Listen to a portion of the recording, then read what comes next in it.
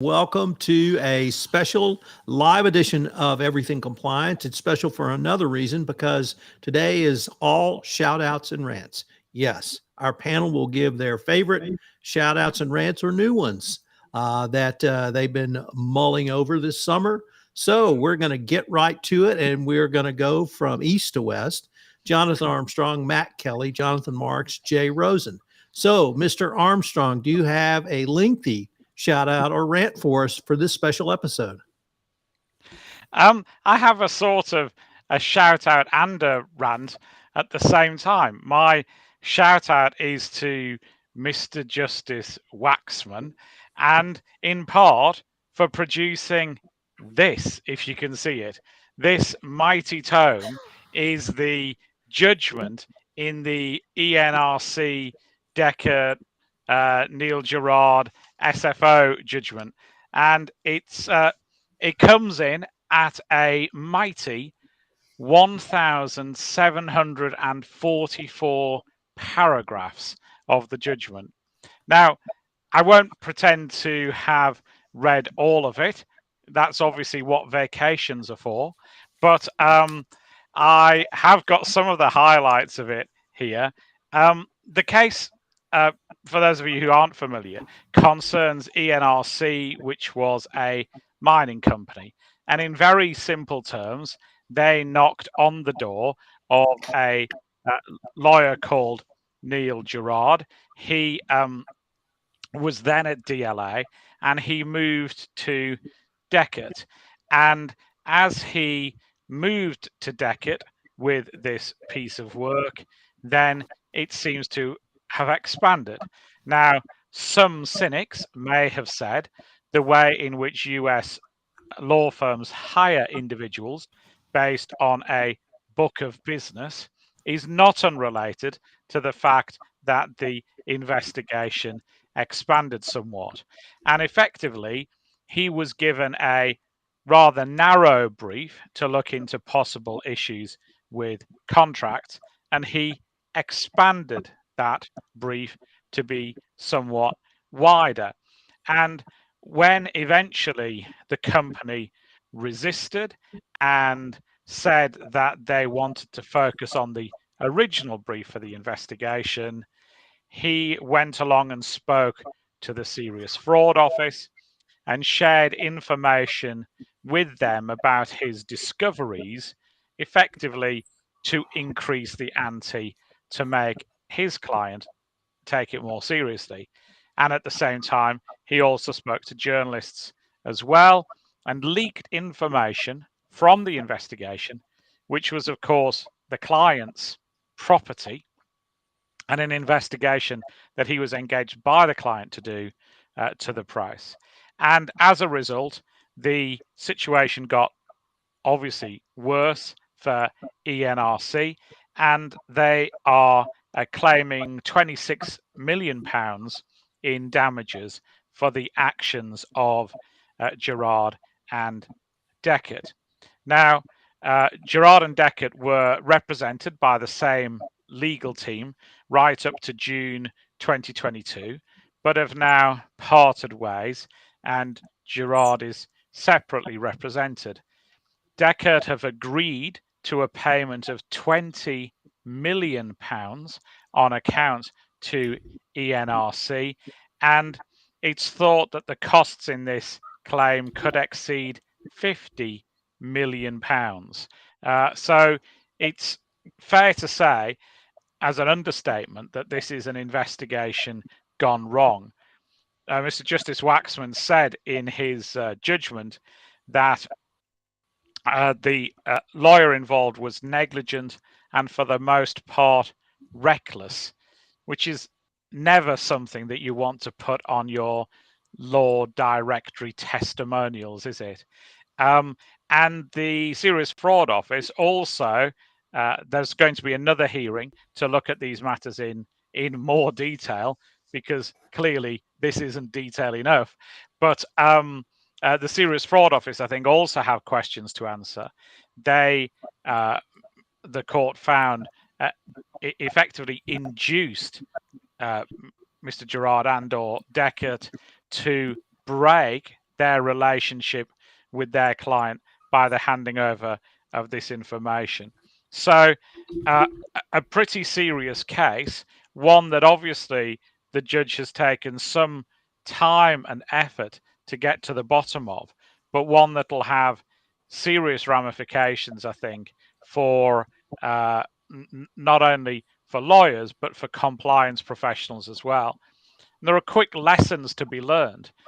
They shouldn't need to be learned. But first of all, when you're doing an internal investigation, you need to have a plan.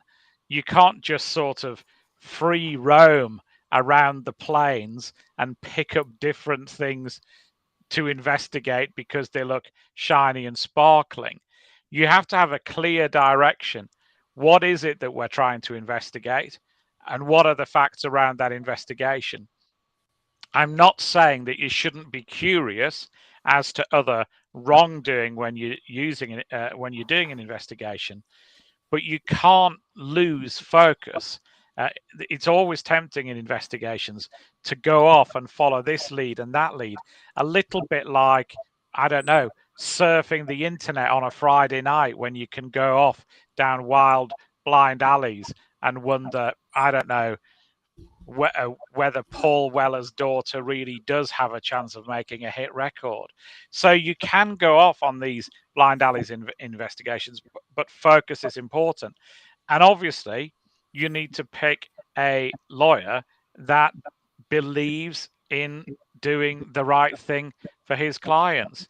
And of course, there's quite often a tension between, if you like, the commercial aspects of running a law firm and the professional aspects. But a bit like doctors and the Hippocratic Oath, when we were called to the bar, we took that oath that we would put the court's interests first and clients' interests ahead of our own. And if lawyers are prepared not to follow that, then there will inevitably be consequences, not only for them, but for the profession as a whole. So I'm not sure if that's good enough to get us started, Tom, or if you want me to move on to something else. It's certainly good enough to get started, but could you say a few words about the potential consequences to Gerard Deckert and or the serious fraud office that may be in the offing? Yes. So situation is different in other parts of the UK, but in England and Wales, solicitors are regulated by the SRA, and in serious cases, the judge can refer a solicitor's conduct to the SRA. So the judge himself or herself can do that. And this is what is heading its way to Birmingham for the SRA to look at. The judge has already referred the case to the SRA, and he's said specifically that that's about Gerard's conduct, not about Deckert's conduct. It will take some time for the SRA to read and digest this judgment, but I would have thought it's fairly inevitable that there will be an SRA investigation, and then they're likely to refer the matter to the Solicitors Disciplinary Tribunal, which is a sort of independent tribunal, which will decide whether or not Mr. Gerard is to remain on the roll. He has retired from Deckert.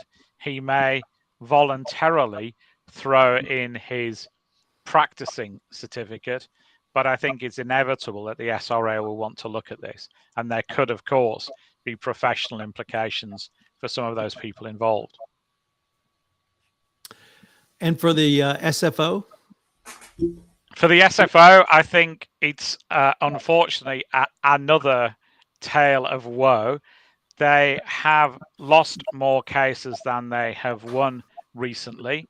It's not all doom and gloom. They've had a good win in a Ponzi scheme that involved overseas investment recently. But they have, as I say, lost more than they've won. They have had a tribunal case that we've talked about on these podcasts before, involving the dismissal of a case handler. They have had some criticism from some independent inquiries into their operation. And as I said on these podcasts before, I think under a different administration, there might be a tap on the shoulder of the director from somebody in government suggesting that it was time to move on. One can speculate why a Johnson lame duck administration that has various allegations of corruption against members of government would want a neutered SFO to continue to be neutered. I'm sure our listeners will have their own views on that. But my suggestion would be that as soon as we have a competent administration, then questions will be asked about the role of the director. I hasten to add that I don't think this is at her door at all. This is well before her time, and it's the director before her predecessor that will face the most criticism, I think, in this debacle. So do you have another one for us, or are we ready to move across the pond?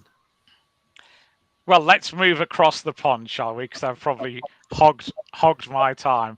And the only other alternative I have would be to rant against Boris Johnson. And I think people have heard that enough now. You can't get enough of ranting against Boris Johnson. But Matt Kelly, do you have a rant and or shout out for us? Yeah, Tom, I have a rant, except this is a very sad, tragic rant. This isn't going to be at all.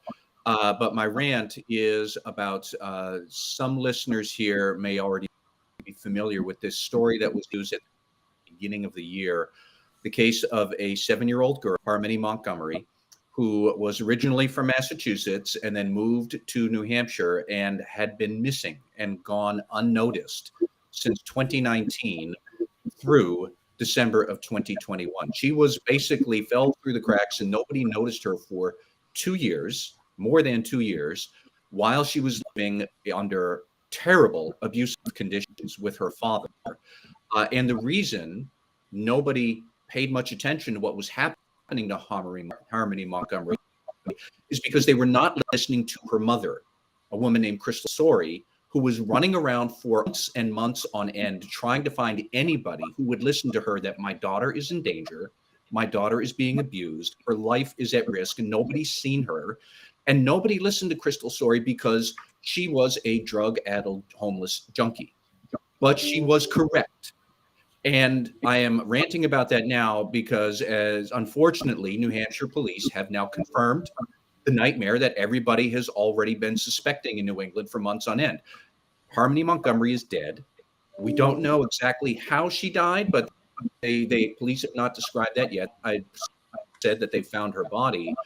Forward and say they now have forensic evidence to know without a doubt that Haley Montgomery or Harmony Montgomery, she died because nobody in the system, not the school districts, not the police, not elected officials, not child services, nobody bothered to listen to the whistleblower in this case because the whistleblower didn't look like a nice whistleblower. The whistleblower looked like a total mess because she was a mess. And I don't think Crystal Sorey would object to being characterized like that.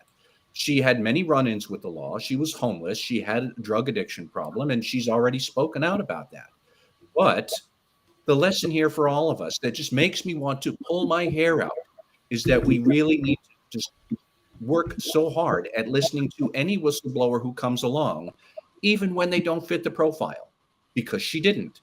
And so nobody took her seriously until she finally, by some stroke of luck, had a city official in Manchester, New Hampshire, start to realize this woman might be serious. This woman is going to start talking to the media. We have to find her. And then they scrambled. And then suddenly police realized we have no idea where this girl has been for 2 years. And this is an awful, awful story. Nothing good about this. This girl had just a terrible life from birth until death, which came when she was 7. Because collectively, we, the adults, we screwed it up because listening to her mother. As people might guess, I could probably rant about this for the rest of the day. As a Massachusetts resident, we here in Massachusetts, in New Hampshire, we should hang our heads in shame that we messed this up, and now an innocent girl is dead for no good reason, because we did not hard enough at the listening part of people speaking up. And that's all I'm going to start with today. Maybe there'll be other stuff I could rant or shout out later on in the hour, but Tom did just the other week, and it makes me so angry that we screwed that up. Mr. Marks, do you have a comment or question for Matt? You're on mute. Matt, I've been following that story as well. It makes me absolutely sick that happened. I think there's a lot of lessons to be learned here. If you transcend this into the corporate world, I think a lot of that goes on there too. You have people that are coming forward and making allegations, and people poo-poo them because of their position within the company. The fact that somebody may have complained that their music's playing too loud in their cube or whatever. And I think we need to take a step back and really understand the messaging that's being delivered, and really take every single one of those things seriously until there's evidence to show otherwise. And I think in this case, that's a perfect example of that. I've often thought about how we all get plenty of whistleblower reports, and some of them come from employees or third parties who might legitimately seem crazy, and they're wearing the tinfoil hats and whatnot. And some of them, most of the tinfoil hat crowd, are crazy, and their accusations are baseless, but every single time. And if people don't want to do that, do something else, because that's the job if you are running an internal reporting hotline.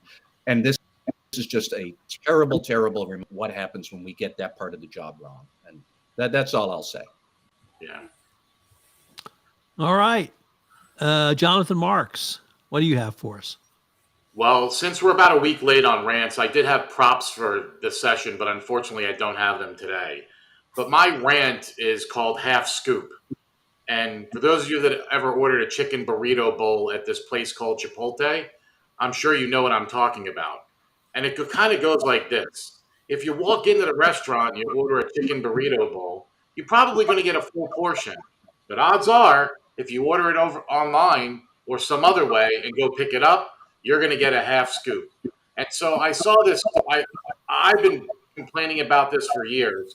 And then recently I saw a story on social media, and I didn't believe it, that this was happening to somebody else. I just thought it was my bad luck. So as all good investigators do, I walked in and I ordered a chicken burrito bowl with all of my favorite trimmings. And then I went outside and I went onto the app and I ordered it and went in and picked it up in the bag that they had on the shelf. And I opened the two up, and sure enough, the one that I ordered from inside was much more robust and fulsome than the one that I ordered online. And, if you look at Chipotle's profits or their revenue, I think they're about $7.8 billion in revenue. And you look at all the rumblings about what's going on and all the pressures of the employees to basically, trim down on proteins and things like that in order to save money. It's no wonder that this is going on. So my rant is to Chipotle, even though I love your food, you're ripping us off. So get with the program and do what's right. Make sure that those orders are as robust online as they are if I walked into your store. Mr. Armstrong, do you have a comment and or question for Mr. Marks? I was just going to say, thank you for your service in eating 2 burritos for the public good. They were chicken bowls, just for the record. Jay Rosen, sitting out in the West Coast, in sunny, it never rains in Southern California. You have a shout out and or rant for us? Yeah, I've got a few little ones that I put together. We'll go from politics to sports. First nugget comes from Dana Milbank, who's a columnist with the Washington Post. There's a bitter irony in Liz Cheney's fall. She was undone by the very politics her father championed, weaponizing patriotism, abandoning the truth. Vice President Dick Cheney was a pioneer in all of these things. In his new book, The Destructionist, 25 Years of Crack-Up of the Republican Party, Milbank traced the actions of GOP leaders who essentially created the Trump era by removing the guardrails of our political system, and Dick Cheney was one such leader. using disinformation and patriotism as political weapons, spread through the Republican Party and consumed it utterly with Trump's triumph. Too late, Liz Cheney bravely stood against both, and she's now on the verge of political exile, considering the final act. Dick Cheney returned, filming an ad for his daughter. In our nation's 246-year history, there's never been an individual who was a greater threat to our republic than Donald Trump, said the elder Cheney. He's a coward. A real man wouldn't lie to his supporters. No, he wouldn't. All our Greek tragedy needs now is the catharsis, a glimmer of self-awareness from Dick Cheney about his role in causing this. Next up, going to take a look at the NFL and Roger Goodell. Is Commissioner Goodell trying to save his legacy by following the lead of former Trump officials who finally jumped off the sinking ship post-January 6th? 3 recent events seem to indicate this. First off, Miami Dolphins owner and real estate developer Stephen Ross has been fined $1.5 million and suspended from participating in team events and operations through October 17th after the club was found to have violated NFL tampering policies. The Dolphins will also forfeit the team's first-round pick in 2023 and third-round pick in 2024. Disciplinary officer Sue L. Robinson issued a 6-game suspension for Deshaun Watson on August 1st. Robinson wrote that Watson engaged in sexual assault, conduct that possesses a genuine danger to the safety and well-being of another person, and conduct that undermines or puts at risk the entire integrity of the NFL. Robinson, however, noted that she was, quote, bound, unquote, by standards of fairness and consistency of a treatment of players similarly situated in her decision for a 6-game suspension, despite the fact that Goodell and the NFL were seeking a year-long ban. Well, we got our answer yesterday. The NFL and the NFL Players Association reached a settlement in the Deshaun Watson disciplinary matter, agreeing that Cleveland Browns quarterback will serve an 11-game suspension without pay after he was accused by more than 24 women of sexual misconduct. Watson will also pay a fine of $5 million and undergo mandatory evaluation by behavioral experts and follow their suggested treatment program. Watson's fine and contributions from both the NFL and Browns of $1 million each will create a fund to support nonprofit organizations in the U.S. that educate young people on healthy relationships, promote education and prevention of sexual misconduct and assault, support survivors of related causes, said the NFL in their settlement. And number 3, the Washington Commanders owner, Daniel Snyder, continues to own the team despite numerous sexual harassment allegations against the team and Snyder. In the 16 years of Commissioner Goodell's leadership, the NFL continues to air its dirty laundry in public. While transparency is a good thing, is it enough progress being made to rehabilitate the commissioner and the league's reputation? And finally, here's a good shout out. This is about Little League sportsmanship. And I don't know if you caught this article last week, but right-hander Caden Shelton of Pearland, Texas, was facing the batter from the other team, Isaiah Jarvis from Tulsa, Oklahoma, Tuesday when an 0-2 pitch got away from him and slammed into Jarvis's helmet. Jarvis fell to the ground, clutching his head as the concerned coaches ran to his side. After a few moments, Jarvis's head cleared enough for him to walk unaided to first base. Meanwhile, the pitcher stood on the mound, staring at the ground in tears over what he had done to his competitor.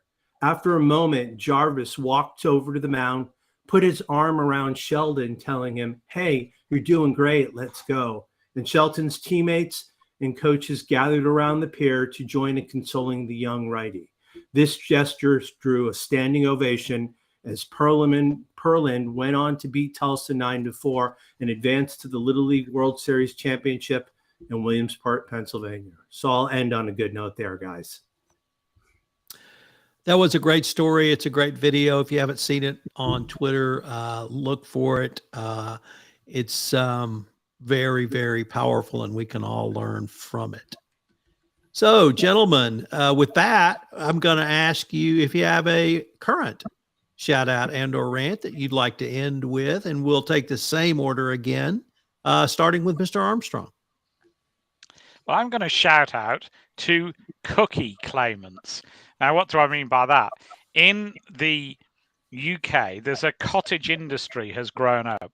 There are many complaints about the use of cookies on websites. And we started off with one enterprising individual writing to hundreds of organizations demanding a payment because of his fear that cookies were being used to share his browsing habits with the US security services. And he effectively said that he would somehow get over his concerns about being spied on by the US security services for £750 in cash. And we then saw almost identical letters from another individual who had been connected with all sorts of claims before for financial products mis-selling and so on. And then this week I've seen my first letter from yet another cookie claimant following the same model. Now, traditionally, of course, people slow down in the summer, but not cookie claimants. So well done for their fortitude, working right through the summer vacation to make sure that there is no ambulance yet unchased. Mr. Kelly, how are you going to top that one? Well, I have two items I'm going to try and sneak in. One, very quickly, a mini rant against Republicans in Congress about the search warrant executed at Mar-a-Lago. A kick out of Republicans demanding to see the affidavit that led to the authorization. That guys, this should not be done. We should not be releasing warrants or affidavits until there's an actual charging statement or indictment. But B, Republicans had said, we want to see that, and maybe if we can't see it released, maybe we should have it in a confidential thing. And clearly, since your dear leader is so cavalier of confidentiality, I don't even know what a Republican is for Republicans. Could be like the parking lot in a Shoney's off of I-4 down in Florida, maybe. Enough. Or the Four Seasons Garden Center, maybe. Potentially. But actually, I did more of a shout out also in the political realm to John Fetterman, the Democratic candidate for Pennsylvania Senate, not necessarily because I do or don't endorse him. I am not endorsing him. I just want to say he's got showing down this year. His campaigning style is hilarious. And case in point is this whole mess that Dr. Oz stepped in with the crudité scandal. He went around the restaurant or the supermarket that I actually think is named Wegner's, but made that entire big hat of what is or isn't crudité. And Fetterman jumped on it with this working class hero angle that really resonates. I have to admit, I myself, I always thought crudité was some kind of cheese plant.